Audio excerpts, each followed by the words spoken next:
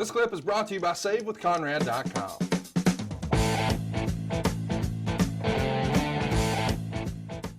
Well, you definitely had an opportunity to do that with Tito Santana. And Tito would say that coming out of this, when he's in the main event here of a major pay-per-view teaming with Hulk Hogan and the Ultimate Warrior, he thinks he's getting a push coming out of that, but it doesn't really happen. And he would say is even a little depressing.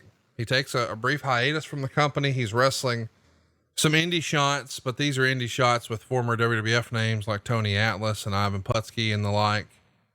Talk to me about, how Vince allowed this in this era for a guy, or maybe it's even Vince's idea, if a guy's burnt out and maybe we've often heard people say, oh, he just needs to go learn a new hold. Maybe they just needed a break.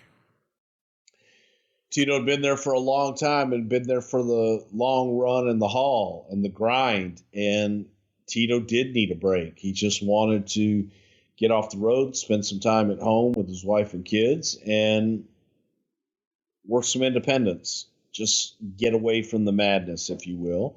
And because of who Tito was, Vince let him do it. He was like, yes, that'll help. Then yes. Maybe we'll come back and we'll figure something else out for you. The perception amongst a lot of guys over the years, and we've heard this from many different folks, is you don't leave. If you express that you're frustrated or not happy with your spot, or you want to take a break, or you take time off, you might quote unquote lose your spot. Why was this okay for Tito here, where maybe some other guys would think, oh, that's the last thing you do? I think that Tito had confidence in himself and his position, and that he could come back and do something else.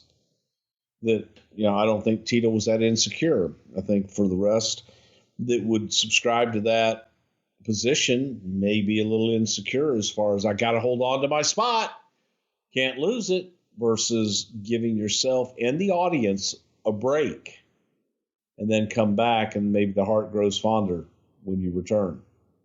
Let's go to October 14th, 1989. The King of the Ring tournament's happening. They're held on house shows in these days, and Tito would defeat Rick in the finals to become the 1989 King of the Ring. So that seems like that would be a pretty cool little attraction, but it's never mentioned on TV. Was this simply something that, house show promoters and local promoters were trying to put together? Why is this never promoted on television? Because it was a live event.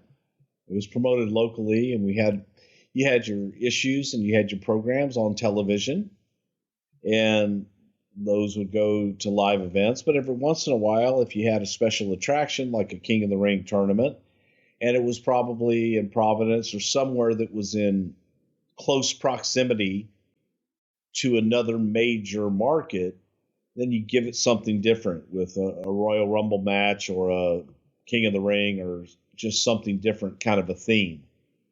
Hey, it's Conrad Thompson. Thanks for checking out the podcast here on YouTube. Be sure to hit the subscribe button and the notifications bell so you get a notice anytime we upload some new content. And go save yourself some money right now. If you're in a 30-year loan or you have credit card debt, it's not a matter of if I can save you money. It's a matter of how much. Find out right now for free at SaveWithConrad.com.